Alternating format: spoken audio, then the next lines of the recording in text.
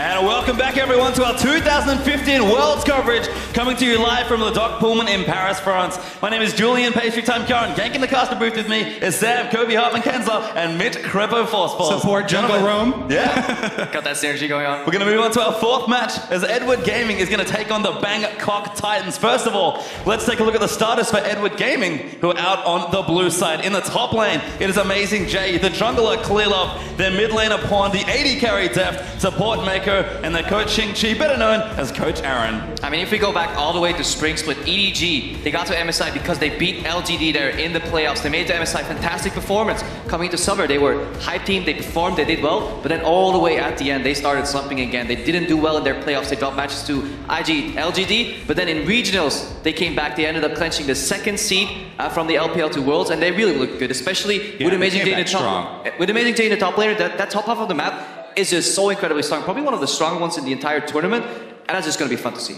And it's rough as well to make such a late change, but clearly trusting in their substitute player there. Yeah, they have both Koro here and Amazing J, different playstyles. Koro obviously brings to the field a more teleport-oriented playstyle, people would say. Obviously, he can play all the champions too. It's not like he's a bad player or anything. But Amazing J, yeah, with those carries coming out in the later patches, the Juggernauts, you know, more aggression coming out of him. Clearlove and him working well together, duo jungling at the starts, then ganking for him, just getting him ahead. And then meanwhile in the bot lane, people just playing passive, farming it up. But once those seed fights start, they're so strong. I think a lot of it does have to do also, there were a lot of rumors going around, you know, was Koro sick? He missed out some practice time. This is a patch where you have to be practicing as much as you can to come in because, as we've seen already, the champion select gets crazy. Certainly does, and Amazing J can do crazy, but let's have a look at the red side of the rift now. It's the international wildcard and the first team ever to represent Thailand at Worlds. They also have the honor of beating Oceania as the Chiefs. It is the GPL's Bangkok Titans in the top lane. Their captain Warlock, 007X, their jungler, star mid laner G4, AD carry and support Lloyd and Moss, and Coach Cabbage rounding out support. Yeah, these guys also, earlier this year, you know, the GPL was split with a lot of talent going to the LMS.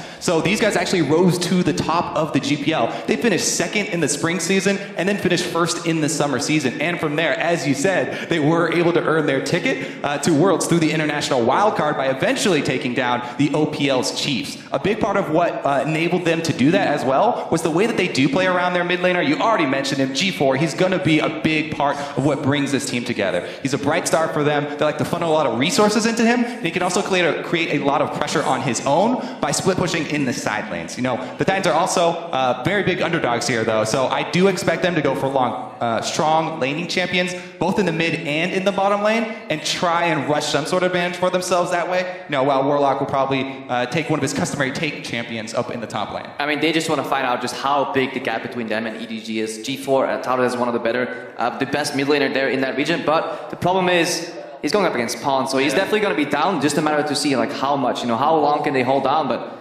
we've seen EDG also play against some wildcard teams in the past, and a lot of teams, when they face wildcard teams, they have this element of strategy where they're like, let's just lean back, we know we're the better late game team. Well, EDG, they like to do the opposite. Yeah, exactly. They just like to go for the gullet. They rush as soon as they see any sort of weakness, especially if Pawn gets something like TF. We've seen him run over so many teams so quickly, basically using the ultimate on cooldown. You know, one example would be at MSI versus Besiktas. EDG were able to get, at 18 minutes, a 17,000 gold lead. Yeah. And the score was 19-2. So, like, versus wildcard teams, traditionally, EDG just likes to put the pedal to the metal and try and end as quickly as they can. So it's very scary. It doesn't even have to be against wildcard teams. In the first round of regionals, they faced up against Snake, which isn't a bad team by no means. It's a good LPL team, and they just said, well, we want to get to Worlds, we're done slumping, here's a statement. They completely won that game against Snake that series, and they just went out for the regionals, had a nice match against IG, but they still were the better team overall, got that second seed. That's why they got here, and I'm just curious to see how much they still progress from that. You know, is EDG playing like perfect right now? Where are they in the state? How well have they adapted to these new pick and bans? Because they've already brought out some of them, but you know, still I gotta see the Darius, you know, Mordekaiser, is he gonna come out? Yeah, I'm really excited for the pick and bans, just because of what we already saw earlier today, but also because even, you know, watching the Bangkok Titans, they pull out a lot of champions that even people previously, when the meta was fairly settled, were not using that much. You know, they have all kinds of things like the Udyr, Mundo was used, Sejuani, all these different champions that they pull out not only in the top lane, but also in the jungle there. And G4 has said that he's also not afraid of picking counter-pick weird champions in the mid lane, those melees like all AD J4 and stuff like that. So they as well can come out with some surprising choices. You really can, and that's the thing about G4. Zed, Diana, these picks we're starting to see a little bit more of. G4 was doing that before they were back in the metagame. He just loves to play his comfort pick. Even pulled out Yasuo as a surprise pick to take out the Chiefs in the wildcard tournament. So G4's got a lot of tricks up his sleeve. Yeah, I mean, not quite as much success with the Varus, but no, unfortunately. I'm just so happy to see the mid lane shift away from just Azir and Victor. And even though that's what we said at the analyst at the start show, guys, Azir and Victor, they're gone. What happens the first match? Azir versus Victor. Yeah. But overall, we see a lot more champion diversity, playstyle diversity. You can go for assassins, you can go for control mages. You can build so many more team comps right now. It's not set in stone, especially if you enter into normal lanes and the whole game gets just a new dynamic. We haven't even seen Mordekaiser yet. It's just so exciting.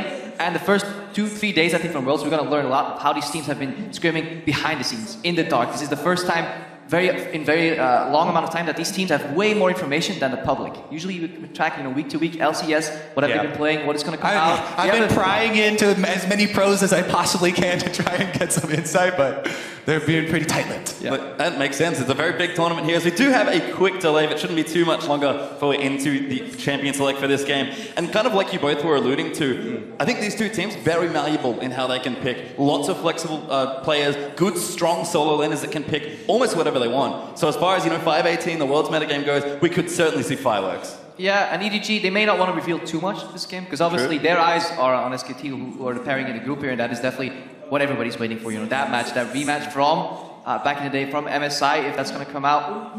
SKT, they look good, but they dropped the ball a tiny bit, you could say, against HBK. Faker a few times. Meanwhile, on Bangkok Titan's side, they don't have much to lose. Because they're such big underdogs, whatever they are able to accomplish here would be something big. So they don't have to worry about playing really safe. They can go for a risky level 1. They can go all out on some sort of invade to try and earn an advantage that way, and then try and snowball for the early game. So I do expect the beginning of this game to be filled with blood. Yeah, this is what we usually see once these wildcard teams make it to Worlds. They need to snowball, because later in the game, EDG has so much experience when it comes to closing out the games and just even coming back from a small deficit. So you really want to create a large deficit somehow. It's going to be rough, but every game has to be played in the end. It does, and I like your point about not playing not to lose, because that's honestly how the Bangkok Titans play anyway. Yeah. Very chaotic, very just all over the place, but they always bring it together, like you guys have mentioned, as a team when they need to collapse on that one big moment. I do enjoy watching these teams that that prefer the high tempo style. Yeah. Especially when it's more exciting. Yeah, when we're going to get matchups like this. No, I prefer the 50-minute laning phase, that nobody does anything except watch people farm. Oh, so you're ready for the Korean quarterfinals then? And on the other side as well, EDG, they're a team that likes to send a message. So you'd think, you're a favorite team in the group, EDG, one of the strongest, if not the strongest team in this group. Everyone waiting for that big matchup, but even against the smaller teams, if you want to put it that way, EDG are a team that when they want to win and they really want to smash you, because they have to send a message to not just you, but everyone else in the tournament. Yeah, I especially like EDG's cross-map play as well. I mentioned the TF already, but something else that they do is they'll try and save their teleports rather than having teleport to start the team fight or something like that. They'll try and say, oh, we're going to win this team fight, and then my top laner is going to go back to base and teleport in, and we're going to take an objective after it as well. Certainly are, but we are into Champ Select now, or getting into Champ Select for a game here between the Chinese side EDG and the Bangkok Titans. Yasuo is the first ban out from EDG as the Bangkok Titans respond with Twisted Fate. So right off the bat, targeting G4 there a little bit, as well as the Elise we've seen, very popular early game jungle. So EDG trying to take not only that line of attacking G4, but also some of the early aggressive junglers away. Yeah, Bangkok Titans, they don't want to get global, so TF is off the board here. I'd say that's a good one. Away from Pod, I think that's a good strategy. They're one of the few teams here, I think it's the first team that actually bans Skillista on red side. That used to be the staple 100% pick ban, always ban on red side, especially in the LPL where EDG hails from. But recently has been nerfed a little, just a lot more stronger champions have come up, risen to the top. So Skillista traditionally not banned on red side. Bangkok Titans still a fan of it. Yeah, it's interesting too, because I do expect Lloyd to go with an AD carry that is very strong in the laning phase and try and play it aggressively. But how do you play aggressively on Deft and Mako? They're probably the masters of just... You never know until you try, Creflo. Yeah, well, you're the support player, huh? Well, we do have a Mordekaiser ban there as the last one from Bangkok Titans. Lulu on the side of EDG, fairly standard there. And Amazing Jay, he's going to go through a bunch of champions. He will settle on Gangplank. I do like the Garen hover over as well. O2, even before the rework. Yep. But yeah, Amazing J looks like he's going to pick up the flex pick for his team. It could go to him, he could keep it. They obviously have already shown that Pond will play it in the mid lane as well. Yeah, definitely being able to flex that Gangplank is important because there are counter picks available, like the Riven. Even Fiora does well because you can repost a lot of the damage that he puts out with the barrels and prevent, you know, the big chunky that you can do in lane. Having the ability to flex that just gives you so many options. Yeah. Titan style, Braum has to be picked up in early rotation if you do value the patch you're playing on. It's just such a strong support here, so wouldn't be too surprised to the Titans pick that one up, but plenty of options here with about 15 seconds left for the Thai side. Running out of time though, and you know, like you mentioned, EDG already have a strong first pick, and they are going to go Rek'Sai Braum as their next two. Yeah, 007, good versatile jungler here. He also has been able to use Rek'Sai very effectively for early game pressure, not only going for ganks, but as well setting up some good counter ganks, so definitely paying attention to his minion waves for his early laners. You also just don't give away much information on this first run. Exactly. Very generic. Jungle plus Braum is one of the most generic openings you can do on the red side. This allows you to at least hide some information, wait for the blue side to at least reveal something. You know, obviously they're not going to tell you where that Gangplank's going, and they're probably just going to answer with a generic jungle pick in return. Yeah, the Gangplank is actually really scary too because, you know, whether it goes top or mid, the global ultimate is just such a good answer for any team that's going to try and push the tempo, for any team that's going to try and make early moves on you. As soon as he hits that level 6, you have to be very careful with fully committing to a fight. We've seen Pawn do some pretty silly things with Gangplank barrels, but it is Skarner. Champion clearly played a lot in the regional playoffs, and Thresh, a very standard pick there for Mako. Yeah, huge playmaking champion there for Mako picked up, and Clearlove's already shown once again he's taken up the Skarner, so since then he's got a couple balance changes, but see how it works out this time. Definitely does have that single target to lock down. It's always a good champion when you know you're playing against a team that has a really big star player where they focus a lot of resources into one person. Yeah, even if he does get ahead, he's still forced to buy that QSS, you know, slowing his build down, not allowing him to carry. Mako here locking in the Thresh. He's mostly known, if you don't really know, Mako for Braum, for Andy, obviously also for Thresh. He can pretty much play anything at a consistently high level, very consistent support. The same way, Deft is just a very consistent laner. That's what they want to do. They rarely go for the flashy, you know, all-in type of plays that you can maybe expect out of Imp, you know, going for the crazy kill. But Deft, if he farms up slightly even, he's technically ahead because he will just out-teamfight you. Certainly is, as Malco Vayne were the picks for Bangkok Titans, and Deft hovering a pick. He's apparently been playing quite a lot in his solo queue boot camping, but we'll see what EDG would select with 40 seconds to make their last two picks. Yeah, the previous round there for Bangkok Titans, not really a surprise. Warlock pretty much always likes to be on that comfortable tank champion for the top lane. He is also the captain for the team, so he does get to make, you know, the teleport calls to try and engage there and alert the rest of the team. Lloyd going to go with that Vayne to pair with Braum. We were talking about this earlier, actually. The Braum Vayne lane does vary quite a bit. Yeah, it swings both directions. So if you get ahead with Braum Vayne, you can win really hard, but that requires you to land your Q because then you're still playing a melee support with a very short-range AD carry with no innate like AoE wave clear, no boomerangs, no AoE rockets, so you can snowball both directions very easily. Whereas if you look at here Deft and Mako, what they pick up, very defensive support that can play at range. Most of the supports that can play at very high range in teamfights can actually go for an early Zeeks. Combine that with 2-item Jinx. Those are AoE 100% crit rockets in teamfights after you focus down the tank. And then you have Darius to clean up. Just so much damage. Plus, I love the Thresh Skarner combo. Once they hit 6, both around a similar time, you get the Lantern in for an immediate Skarner ulti on the Vayne, and you're just you're not unlucky is I guess the term that you guys like to use. That's the ear term, unlucky. But if you look at the team comp here for EDG, first thing you see is so much physical damage, and usually that is a worrying trend. But overall here, those AoE crit rockets you can get from Zeeks, that allows you to just do so much damage that armor doesn't really matter. You have armor penetration passively on that Gangplank barrels as well. Slightly nerfed right now, 40% just, but overall, there should still be plenty of damage on the side of EDG. Yeah, there is that definitely does clear up the build path for Warlock though. Yeah, frozen hard boys. he knows exactly what he's going to do with this Maokai. And I mean, it's a very typical comp from both teams, honestly. Deft on a champion he was once undefeated on until the team started slumping just a bit in the LPL. And Zed, of course, the insta-lock coming out for G4 makes a lot of sense. I'm just a little worried here for the Bangkok Titans. Yeah. They can fall behind in damage relatively easy. Like, they can fall behind super quickly. They only have Vayne and Zed as carries in these fights. That's going to require some really good positioning when you're going ahead against the zone from Darius, the zone from a Gangplank, and you have to get to that Jinx somehow, kill them all with only 2 threats. That's going to be incredibly hard. It is definitely going to be scary for them. But as you said, G4, this is basically his favorite champion, the iconic G4 champion. He's going to be on the Zed. Maybe they'll be able to get to the split pushing. And with the picks locked in, head over to Twitter and let us know how you think this game will go. Tweet at LOL Esports with the hashtag EDGWin or hashtag BKT win, and we'll tally up the votes in just a bit. And it looks like we are going to be getting ourselves onto the Rift as Z2's teams take to the World Championship stage for the first time here in Paris. EDG over on the left, your blue side for this game, and the Bangkok Titans, a wildcard team, over on the red side. All right, let's see how quickly they get out to start and capture these spires for Clear Love. Yeah, a little mini game, adding a lot of scarring on into the game.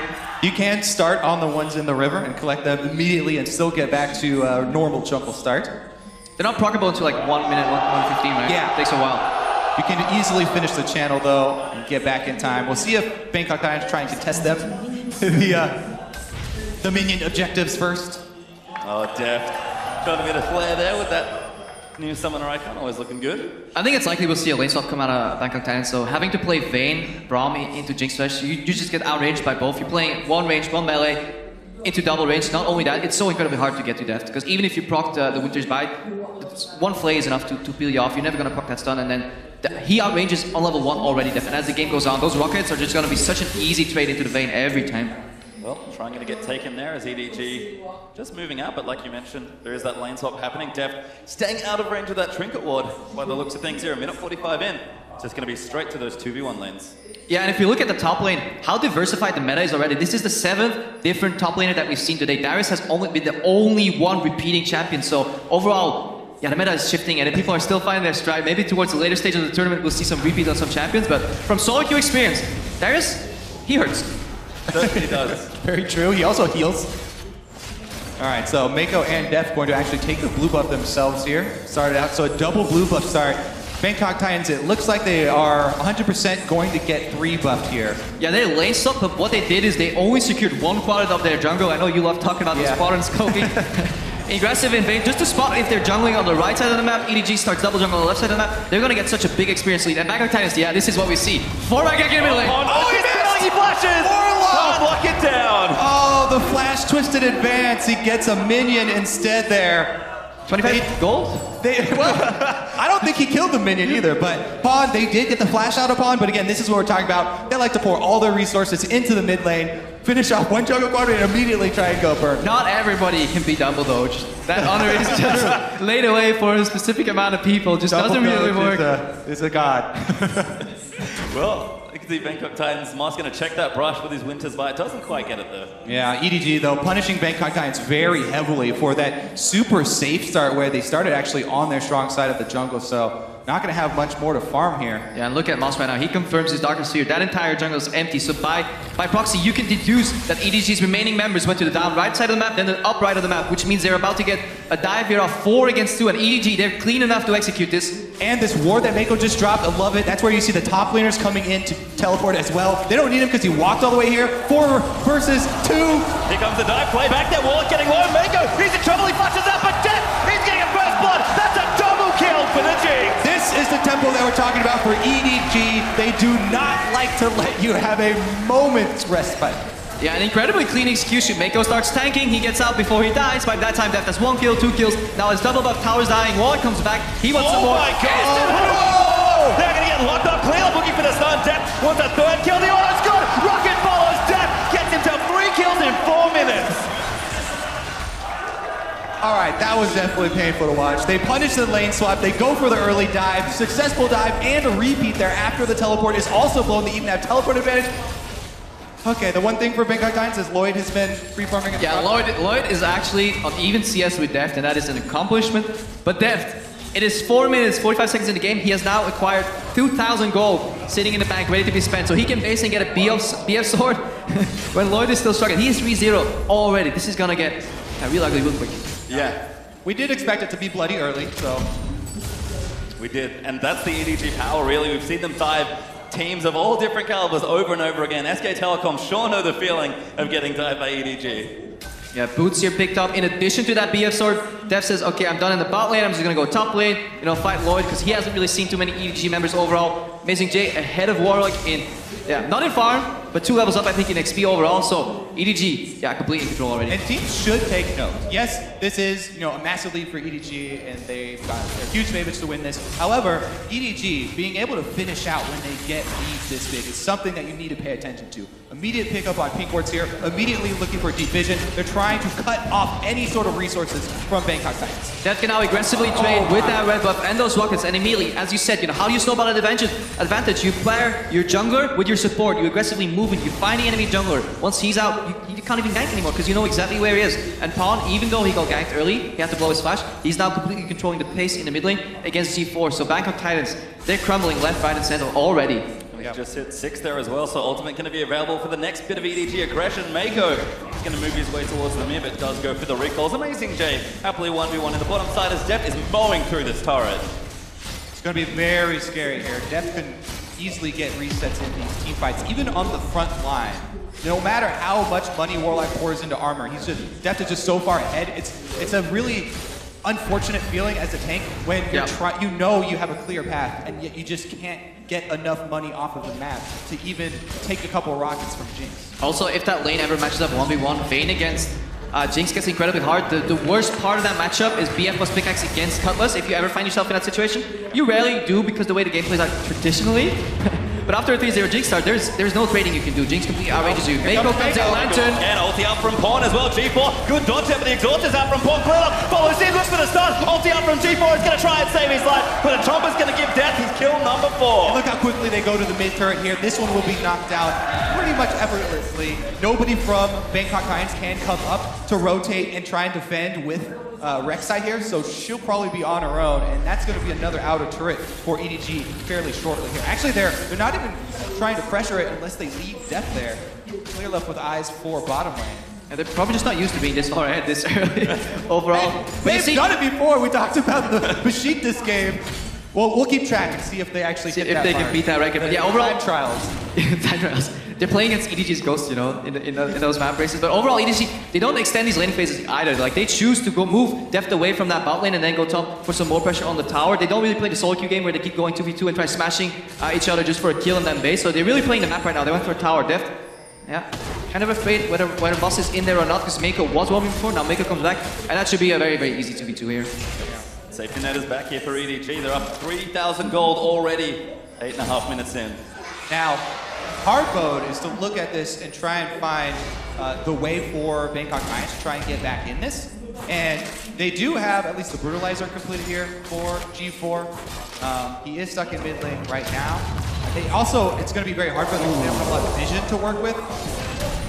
That was well executed. But, Mom's getting poked out here. He actually needs to save that shield somehow. They're just going to go in. Looks like Slow is going to miss. No ulti out there from Jeff. They'll give it up this time, but pressure really on in the bottom lane. The only way he's going to win that trade is if he can save the first hit on his shield for the Jinx ultimate to negate that damage, because otherwise they're never going to win 2v2. But yeah, he gets zoned out immediately. G4 putting some pressure on Pawn here, but eats an orange. Yeah, I was going to start talking about G4 roams, but again, Pawn is on Gangplank. He has the ultimate ready, so he can even answer that roam. And just sending the ultimate is actually enough to turn the tides since EDG are so far ahead. So. And since their top lane jungle combination from the Bangkok Titans, your 007X and Warlock are just so low damage, if they fall behind, it actually gets quite scary to gank Darius. He can take you out 2v1, especially with the reset mechanic on that ulti. So, coming in. Yep, going back D4, looking to try and get out of it. Clear ulti, but Mako follows it with a hook. The damage is down. Ulti's used, but Pawn's going to get the kill. This may very well be the first perfect game here at Worlds. Fnatic, they were close. They were 1 kill away in their first game today. So if EDG can avoid dropping a tower, maybe that's what they're playing for now. Instead of just playing for the victory, they want a perfect game. Just cancel some recalls there. Need some more AD for that to work. And you see Dev. Canceled recalls are very important at this stage, though. Even a couple seconds here. That's probably going to buy them Dragon. Yeah, again, more tempo, more objectives. But Dev, this is something we see a lot in the LPL. Even when ahead, these guys like buying Avarice Blades. These are like their insurance. If somehow something goes wrong, at least I'm getting GP10. I'm not sure if I agree with it in every situation, but true definition of avarice. Certainly is, as Dragon number 1 is going to go to EDG, forcing them away with that ult from Def just to make sure Bangkok Titans couldn't get there. And again, the league continues to build here for the LPL team. All right, let's see how Bangkok Titans are at setting up defensive warding now, because that is the emergency mode you have to go into. Yep. Try and set up defensive wards in your jungle. Uh-oh, here goes Amazing Jay, though. He's going to trade on Maokai. He is Maokai, though, so... Relatively tanky. Amazing Jay came out of late, so only has some assists, only the phase completed so far, so Warlock should be multiple, but look at the position of that wave also. It's pushing backwards. So EDG controlling waves, trying to find out where the enemy jungle is, not making any rash decisions. They don't need any of those fancy outplays. They generally all their kills have come from outnumbering their opponents, generally reading the map and then making that play. Exactly. When you're this far ahead, all you really need to do is continue to pressure all 3 lanes because you're stronger in all 3 of them and ward up the jungle so that Bangkok Times can't move from lane to lane and can't farm anywhere. Basically, you want to cut off any way for your enemy to farm. Yeah, you just starve them out, especially if they do manage to sneak past you and get a numbers advantage somewhere on the map, you can simply cross-map them. Take a tower somewhere else, take some jungle camp somewhere else, and it's incredibly hard to get out of that stranglehold. Once it's in that position, once it's being executed, it's almost too late to come back. This is why we saw, early season 3, split push was so popular because teams couldn't deal with it. Just like Lloyd may not be able to deal with this move. Is going in. Lloyd actually has to pop his ulti. Boss and 007X will get in. Mako. Maybe the target is clear. Does get stunned by the Brawl passive death. He's in there. He's going to pop the ulti in melee range. Pawn. First kill onto Lloyd, but G4's going to come out. 007X is low. He'll die as death. He's going to flash his way out, but can they get that kill? G4 will land the shutdown with the dunks. Going to give Darius the double. They killed Def. They deny the perfect game. But G4's trapped under. Oh, flash! Gets himself to safety, but EDG are not so. They'll plow straight through mid lane. Yeah, G4 gets that kill, prevents himself from becoming G04, gets at least 1 kill. Perfect game denied.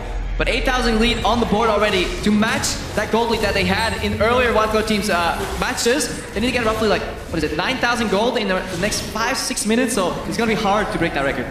The time trial is on, is what Crefo is saying, as EDG will back off. Going to spend some more of that money. You can see their items are massive already. Def close to the infinity yet. Side turn completed for both support and jungle as we have a replay. All right, so Mako drops the ward, has sight, lands the hook and play combo. And here comes the entire party. What a good game playing ultimate as well, cutting off the retreat there.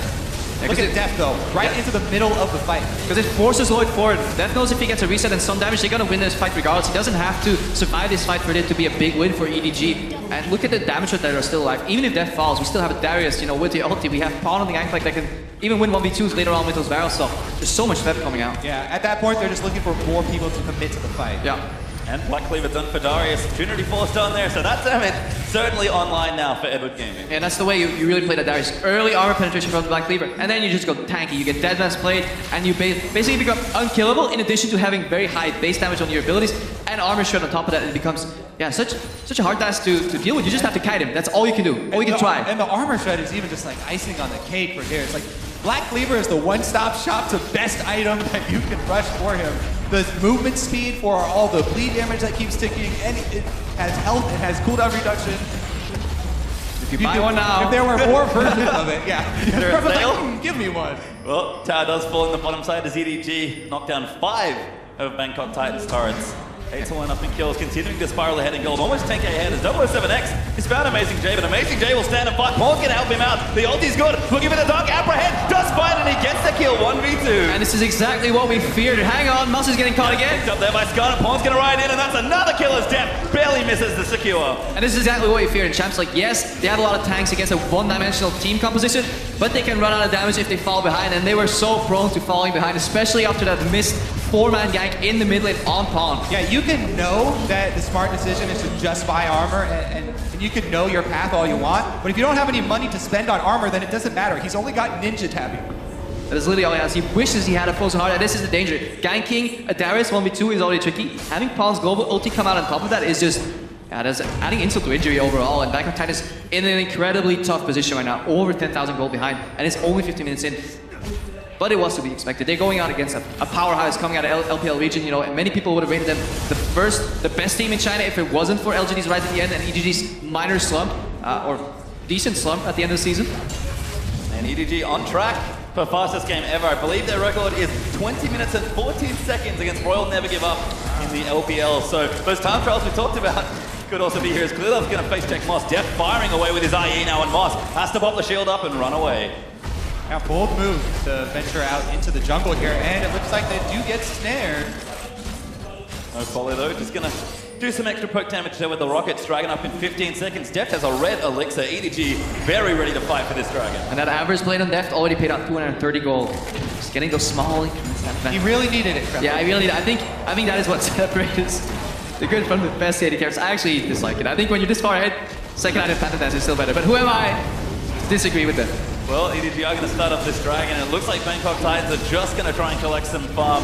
Difficult to challenge here, maybe even impossible, so they will pick it up, and this game is only getting further and further out of reach.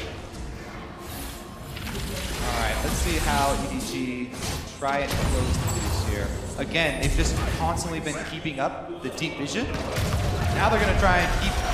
Nice little Pod does get caught though. Yeah, G4 coming in, the exhaust is down, he's going to ride the lantern out to safety. Ulti will proc, but it's not enough damage, and that GP ult almost kills him on death. Gonna snipe him off with the rocket, Lloyd pumps to heal the run, but Clearlove, he wants blood, and he's going to now look for 007X. Clearlove will ult anyone that he can take. He doesn't care if it's the front line. If he grabs you... Oh, Mako!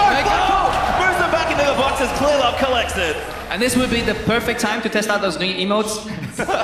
Overall, especially when Pawn escaped there on the lantern running away. I really do love the team spamming emotes. I'm actually waiting for one of the really trolly players to take the emote of the opposing team. That's the next level emote strategy. You can even use them when you're dead, I believe. So that's, even from the grave, you can contribute to a pleasant viewing experience. Well, that's great for you, Krevo. That's how I found out. You know, I do die a lot.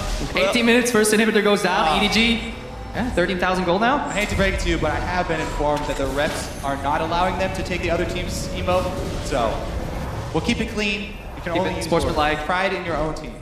Well, they've shown a lot here, have EDG. As the minute hit does go down, Bangkok Titans going to struggle to keep Edward Gaming out of their base at this point. Just so many items. Giant Spot for Amazing J. More tanky items out for Clearlove. A Brutalizer for Pawn. The static shift completed for Deft. And it's just a couple Blade of the Ruined Kings on the other side. Yeah, and we touched about how one-dimensional the damage coming out of EDG was, but if you look over, what Vayne said, the only two carries, the only two threats on Bangkok Titans are also just, you know, either 80 damage and a hit of 2 damage. That is, if Vayne actually gets 3 attacks off, which is getting increasingly more difficult as these fights progress. So right now, even those bruisers stacking armor, they become so difficult to kill. Yeah, you already touched on the armor shred from Darius. Gangplank has his own built-in armor shred as well, so.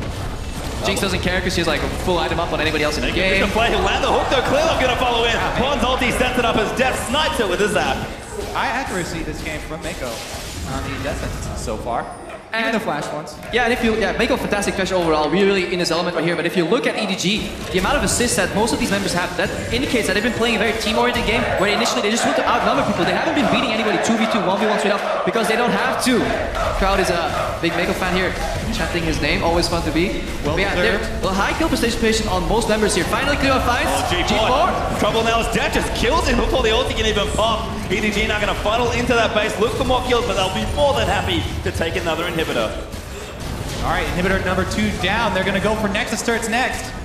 And Deft is just looking to end the game. We talked about it, 20 minutes 14, I believe, so they might be on the clock here to try and race it. Don't know if they can do it, but the Bangkok Titans are going to try and keep it in. The ulti's out. Good block there from Moss. And you can see the pings on Baron. EDG, they do love themselves an early Baron. Yeah, look at those pink wards. 5 pink wards, 1 in each corner. It's like a pentagram. Yeah, complete vision control. And yes, okay, EDG is super far ahead, you know, so those pink wards aren't as impressive, but if you're gonna follow EDG throughout the entire tournament, hang on, surrender. Yeah, that's the surrender for Bangkok Titans. The Baron could not be completed as EDG in style take their first game here in Paris. Yep, well deserved. Mako with some big plays from the very beginning of the game, actually. I'm playing a lot of the lane swap and continuing into the jungle, keeping up the pressure that we were looking for. Yeah, I just love the level 1 strategy here. It almost had no downfall, even if they found, you know, if Mako and Def found the opposing top lane jungle duo jungling, then it could still be an even game from then onwards. But if it works out the way they did, Bangkok Titans, they wanted the lane swap so badly that they forgot to think about jungle quadrants at all. They just started on one side of the map, they got completely 3-buff, 3-quarter jungled almost, so that was so hard to come back from. And the Bangkok Titans, they knew what they were up against. That's why they kind of went for this super risky, everybody go mid, we're going to try and flash Twisted Advance to make something happen, and it hit him in. Stumbled. Yeah. Well, the 4-man gank in mid lane's a very common occurrence in the LPL as well. Pawn more than prepared as he dodges that, and EDG vault ahead to a very quick win here in Paris. You can see the crowd applauding, cheering for the team as they'll take one of their first battles here at the tournament. And just a smart, calculated approach to the game. Outnumber your opponents, clean dives. That dive, that was textbook. Mako taking the aggro, everybody getting killed, nobody dying in the process. The first death was only Deft after Lloyd was zoned into the fight, and at that point, if he dies, if he gets 2 kills, that fight is 100% guaranteed to EDG. The game is guaranteed, it doesn't matter that you give up your life there. So overall, just clean textbook play, very high kill participation across the board, so working as a team. And if there's one way to describe EDG, I think it has to be efficient Very clean dives, very strong strategy. Just always know where to go and what to do. And to touch on that pink ward point that we were talking about earlier, how the vision spread out, they're actually masters of using Fog of War to their advantage to bait. Sadly enough, it wasn't needed this game. They really need to bait because they had their pick of the litter. Mako could choose any target, hook it in, clear off. It's going to be a long group stage. There'll be more. Yeah, I really hope to see that. If you ever see EDG fall behind, pink ward in the burst, Skarner, flash over ulti, that's something they did against IG. So that is hopefully a play we'll see again from EDG. And I think, again, really just showing same form that they did from regionals. Very similar picks. Clear Love back on the Skarner. Amazing J, the new player, if you will, but of course, just on the Darius. Yep. All right. So good lane, good tower dive by them, and they were able to clean it up. Very clean there. But let's check out how Group C stands after one game here for each team. We'll have a check-in with the standings. It is the favorites, as expected. 1-0 upper piece. SK Telecom and EDG hold one win here in Group C. That's what we expected. I mean, everybody coming into the day expected H2K to lose to SKT, and obviously the Bangkok Titans to drop a game here against EDG. Interesting game. H2K against SKT though, overall a little slightly closer than people expected, but still a very large disparity overall between the two teams. Yeah. There have been some exciting games so far, especially the champion select. We're going to continue to monitor the day one champion select. Like, how many new top laners can they find? They've only had one replica. Only Darius has been picked twice. For the rest of the games, every game a single new top laner. So eventually, they gotta run out. And he's already found himself on the ban list as well. Yeah. So Darius is definitely extremely high priority. I don't know how much Amazing J you guys have watched, but I can promise you there's probably a couple more top laners if you guys want to get excited. I'm actually still waiting for the Olaf to make his rotation, actually. because he's definitely something that Amazing J has played before as well, and something that people kind of forget about when there's so many new toys on the block for the top lane. They're like, oh, all these juggernauts. Olaf was like the original juggernaut of the top lane. He still has good matchups. Yeah, he played it in the matchup against IG to get that final victory, or one of the final victories to get here as a second seed to Worlds. So he definitely can play that champion. Overall for the tournament, I think we've seen almost all top laners against the Olaf. We've even seen Nar, which I don't think is that high on the priority list anymore. But I just want to see more Fiora. We saw it once only. I think the champion is incredibly strong, especially when you have really, really good repulse mechanics. You can dodge so much damage. You can't dodge a lot here, but we do have Shock standing by with EDG's jungler Clear Love to get an insider's perspective on that game. Yes, thank you very much, guys. Indeed, joined here by EDG's Clear Love after that victory, and Wenson helping here out with the translation. Congratulations, first up, in your very first game here at Worlds. Thank you. Thank you. Anyway, it was an underdog match for the Bangkok Titans going in, yet you guys were very convincing. Something I would like to talk about is the Skarner pick. We saw it earlier in the day from the side of IG. Didn't work out. How have you played him, and how do you make him work? 你们这次有一个就是非常完美的胜利，然后他注意到了你的 Skarner 用的非常好，想问一下你对 Skarner 这英雄有什么心得？这英雄的话，就是前6级就很法力，如果到了6级后2打2、3打3打团都很厉害，所以说这是我选择他的原因。Okay, Skarner is relative weak pre-level 6, but ever after level 6, no matter in 2v2, in 3v3s, Skarner extremely strong, and that's why he picked it. Okay, it worked out really well also in synergy with that Darius top lane, and that was on Amazing J. How has it been for the team adjusting to playing with Amazing J, and more precisely, your synergy with him? How has that been going? 你们这次觉得用了 Amazing J instead of Coral， 就是替代了 Coral， 你们觉得你和 Amazing J 的配合有没有什么特别的地方？然后你觉得 Amazing J 打得怎么样？就我们 GJ 的话，他更适应这个版本，所以说，他这把的话打得挺好的。They think they have a new patch, and Amazing J might be better in this patch, and he played really well this game, so he's happy for that. A fantastic Darius, that is true. Last time I talked to you, Clear Love, was after the mid-season invitational where you guys won over SKT. Then you told me we're going to learn from this and become even better. Do you think you have come good enough to take this World Championship home? 就是他看了你们在 MSI 的表现，然后你们表现得非常好，然后你们战胜了 EDG。但是你当时说过你会变得更强，对这种决赛，你觉得你们这次的准备如何？你们有没有机会拿下这个比赛？就是我们队伍的状态最近还挺好的，然后的话就是经过这么长时间嘛，然后个人能力都有提升，然后更重要的是我们的心态变好了很多，我觉得这个是让我们变得更强大。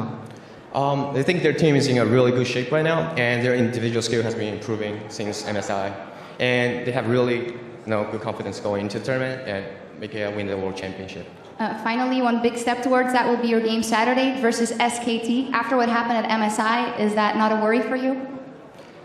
就是 SKT， 你觉得这次 MSI 决战胜他们以后，你们这次还担忧他们吗？SKT 是很强大的对手，但我觉得最后还是会赢他们。You think SKT is really strong opponents, but in the end, they think they can take off SKT and win the World Championship. All right, fantastic. Well, we'll see you on Saturday for that matchup. Thank you so much and congratulations. 谢谢你的 interview.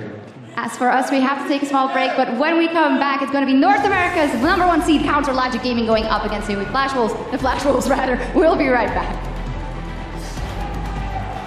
We are going to be getting ourselves onto the Rift as Z2's teams take to the World Championship stage. Here comes the dive play, back there, Warlock getting low, Mako, he's in trouble, he flashes out, but dead! He's getting a first blood, that's a double kill! First kill onto low, but G4's going to come out, 007, he'll die as dead, he's going to flash his way out, but can they get the kill? The exhaust is down, he's going to ride the Lantern out to safety. Ulti will proc, but it's not enough damage, and that GPL almost kills Quad dead.